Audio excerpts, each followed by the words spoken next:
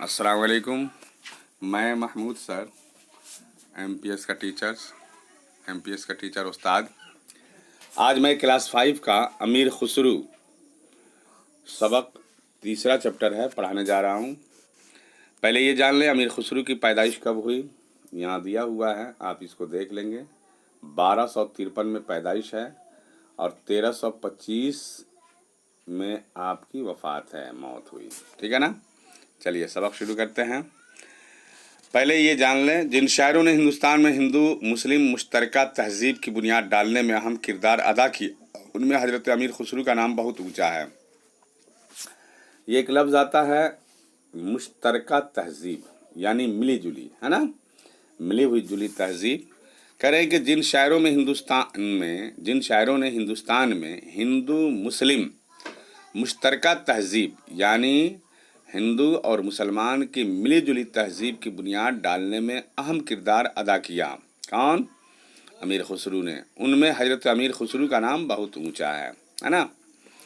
वह शायर के अलावा एक रोशन ज़मीर सूफ़ी और आवाम की खिदमत करने वाले भी थे, यानी वह शायर भी थे और एक सूफ़ी भी थे।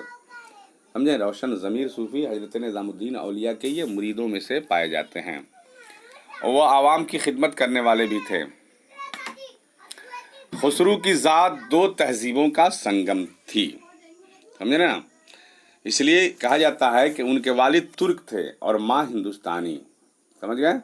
ये दो तहजीबों का ये संगम, ज़ात नहीं कह लीजिए, ये दो तहजीबों का संगम। इसलिए कि उनके वालिद जो थे वो तुर्क थे, तुर्किस्तान से आए थे, और माँ जो है हिंदुस्तानी नस्ल से थी। आपकी पैदाइश 1253 ईस्वी में उत्तर प्रदेश के ज़िला ईटा के पटियाली गांव में हुई थी। अभी आपकी उम्र 8 बरस की थी कि आपके सर से बाप का साया उठ गया। ये याद कर लेंगे, आपकी उम्र जो है सिर्फ 8 बरस की थी तो आपके वालिद जान इंतकाल फरमा गए और वो दिल्ली अपने नाना इमादुल मुल्क के पास आ गए। उनके नाना का नाम था इमादुल मुल्क, वहाँ आ गए और अपनी माँ और नाना की गोद में पले बढ़े। खुसरू ज़हीन थे। कहा जाता है कि उन्होंने बहुत छोटी उम्र से शेर कहना शुरू कर दिया था, बहुत कम उम्र में। खुसरू अमीर ख़ानदान से थे, इसलिए शुरू से ही दरबारों से ताल्लुक़ पैदा होगा। इसलिए वो दरबार जो हैं, यानी जो राजाओं का दरबार था मुगलिया, खुसरू ने अपनी 72 बरस की उम्र में 7 बादशाहों का ज़माना देखा। उनकी शायरी का लोहा सभी ने माना और इज़्ज़त की जगह दी। नौजवानी में महबूब इलाही ये लफ्ज़ है, महबूब इलाही कहते हैं, हज़रत निज़ामुद्दीन औलिया की खिदमत में हाजिर हुए, है ना।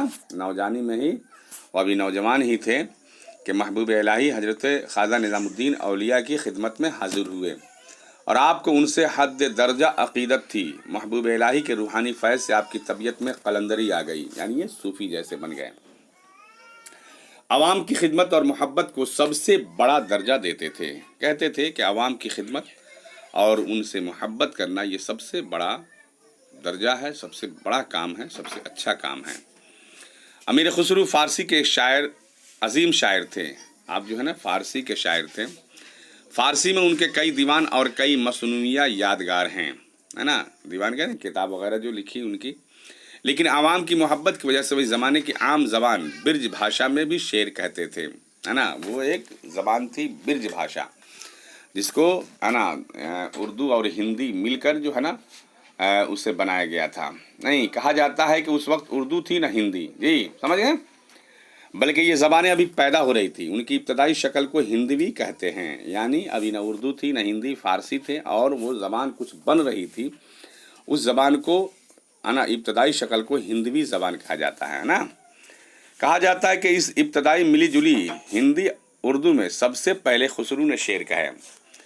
इस तरह उर्दू और हिंदी दोनों ज़बानों के पहले शायर खुसरू हैं। ये देखिए, इसलिए कहा जाता है कि अमीर खुसरू के बारे में कि हिंदी वाले कहते हैं कि हमारे शायर हैं और उर्दू वाले कहते हैं हमारे शायर हैं और फ़ारसी वाले कहते हैं हमारे शायर हैं। इसलिए कहा जाता है कि अमीर खुसरू जो है ना तीनों ज़बान में शेर पढ़ी। उन्होंने आम लोगों के लिए दोहे भी लिखे और पहेलियाँ भी। कहा जाता है कि उन्होंने बच्चों के लिए मिली जुली नज़्म खालिक बारी भी लिखी थी। اپنی فارسی شاعری میں خسرو نے جگہ جگہ ہندوستان کے گن گائے ہیں. ہندوستان میں دلی شہر ان کو سب سے زیادہ پسند تھا. اس کو وہ عدن کی جنت کہتے تھے، ہے نا. یہ یاد رکھ لیں گے، امیر خسرو جو ہے نا دلی کو عدن کی جنت کہتے ہیں. ہندوستان کے لوگوں کی ذہانت اور حسن کی خسرو نے بہت تعریف کی. یعنی ان کی ذہانت، طبیعت اور خوبصورتی کو جو ہے نا امیر خسرو نے اپنے شعر میں بہت سے تعریف کی ہے. ہندوستان کے موسموں، باغوں، سبززاروں، سمجھ رہے نا، سبززاروں نے ہرا بھرا، چرندوں پرندوں، ہوا، پانی، نگر، پھل پھول کا انہوں نے بار بار تذکرہ کیا ہے اپنی شعر میں، ہے نا. امیر خسرو نے کئی جگہ ہندوستان کی عورتوں کی خوبصورتی کا بھی ذکر کیا ہے. ان کا کہنا ہے کہ یہاں کی عورتوں کے حسن اور وفاداری کا مقابلہ دنیا میں کوئی عورت نہیں کر سکتی. یعنی ہندوستان کی عورتوں کا حسن کہہ لیجئے، خوبصورتی اور وفاداری، صرف خوبصورتی ہی نہیں بلکہ وفاداری، وفا کی دیوی مانی جاتی تھی، ہے نا. کہا جاتا ہے کہ خسرو ہندوستانی سنگیت کے بھی ماہر تھے. جی، یہ بہت ہی مشہور بات ہے کہ وہ جو ہے نا ہندوستانی سنگیت کے بھی ماہر تھے. انہوں نے کئی راگ راگنیاں ایجاد کی. راگ سمجھ رہے ہیں نا، طرز. ایرانی راگوں کو ہندوستانی راگوں سے ملا کر نئی طرزیں بھی بنائی. سمجھے؟ کہا جاتا ہے کہ ستارہ اور طبلہ انہی کی ایجاد ہیں. جی، یہ یاد رکھیے گا، ستارہ اور طبلہ یہ انہی کی ایجاد ہے. انہوں نے ہی اس کو ایجاد کیا. اور آج جو ہے لوگ صوفی گائک جو ہوتے ہیں وہ اس چیز کو ہے نا بجاتے ہیں اور اپنے شعر میں، گیت میں گا کر لوگوں کو، دل کو ہے نا سکون پہنچاتے ہیں یا دل کو خوش کرتے ہیں، یہ بھی کہہ لیجئے گا. امیر خسرو کی ذات میں اس ملی جلی تہذیب کی جھلک ملتی ہے جو بعد میں ہندوستانی تہذیب کہلائی. آج ہم اسی کو گنگا جمنی تہذیب یا ملی جلی تہذیب کہتے ہیں. جی، گنگا جمنی تہذیب، یہ گنگا جمنی تہذیب اس کو کہا جاتا ہے نا. ہندی والے اور اردو والے بھی امیر خسرو کو اپنا شاعر مانتے ہیں. جی دیکھیے یہاں لکھ دیے، میں نے پہلے آپ کو پڑھا دیا.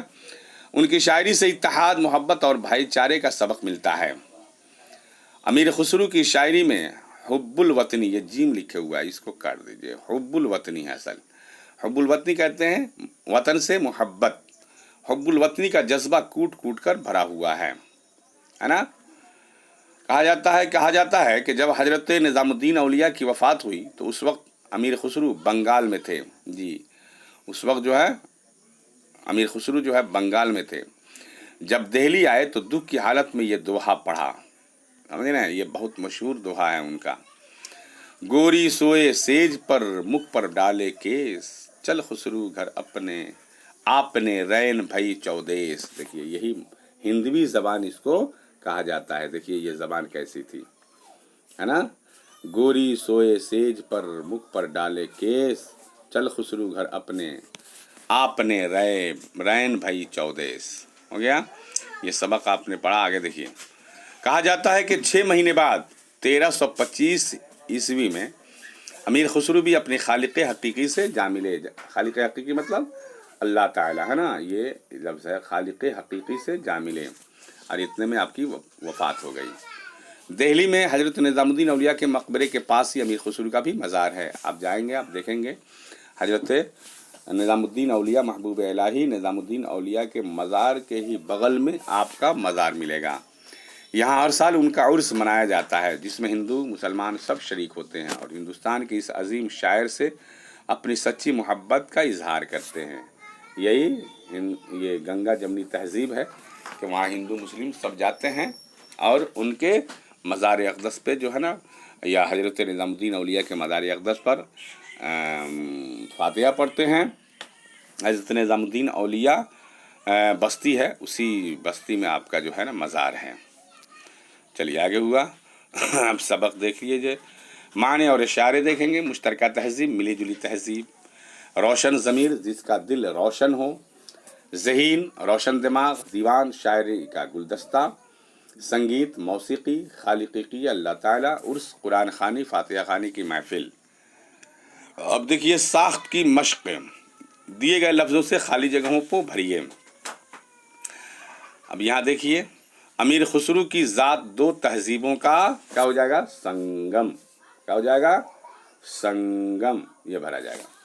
امیر خسرو کی وفات امیر خسرو کی پیدائش ہو جائے گا. یہاں پیدائش دوسرا میں لکھ دیجیے گا. یہ دو ہو جائے گا پیدائش. امیر خسرو امیر سے تھے، امیر خاندان سے تھے، خاندان ہو جائے گا یہ تیسرا ہے نا. امیر خسرو فارسی کے ایک عظیم شاعر تھے. ہو گیا. ہندوستان کے لوگوں کی ذہانت اور حسن کی امیر خسرو نے بہت تعریف کی ہیں. بنا گیا. آگے دیکھیے. فارسی، یہ نیچے دیے لفظوں سے جملہ بنائیے گا. فارسی، شاعری، تعریف، جنت اور دیوان. اس کو بنا لیجئے گا. آگے دیکھیے. اب کہہ رہے ہیں کہ امیر خسرو کی پیدائش کب اور کہاں ہوئی. اب آپ کو میں نے اس کو پڑھا دیا ہے، پھر میں کوشچن کا آنسر بتا دے رہا ہوں. آپ اس کو ٹھیک سے بنا لیجئے گا کاپی پر. آپ کی پیدائش 1253 عیسوی میں اتر پردیش کے ضلع ایٹا کے پٹیالی گاؤں میں ہوئی تھی. امیر خسرو کے والد کے انتقال کے بعد کہاں پرورش پائی. اب تو آپ اس کو پڑھے ہیں. وہ دہلی اپنے نانا عماد الملک کے پاس آ گئے اور اپنی ماں اور نانا کی گود میں پلے بڑھے. تیسرا ہے امیر خسرو نے کتنے بادشاہوں کا دور دیکھا. امیر خسرو نے 7 بادشاہوں کا دور دیکھا. ٹھیک ہے. اردو اور ہندی دونوں زبان کے پہلے شاعر کون؟ امیر خسرو. ستارہ اور طبلہ کس کی ایجاد ہے؟ امیر خسرو کی. اور چھٹا کوشچن ہے امیر خسرو کی وفات کب اور ان کا مقبرہ کہاں. تو اب امیر خسرو کی وفات جو ہے 1325 عیسوی میں ہے نا. اور ان کا مقبرہ جو ہے حضرت نظام الدین اولیاء بستی ہے، حضرت نظام الدین اولیاء کے مزار کے بغل میں. یہ ویڈیو ختم ہو گیا. شکریہ. یہ اگر کتاب نہیں ہو تو کتاب آپ لے لیں گے. یہ شگفتہ اردو کتاب ہے.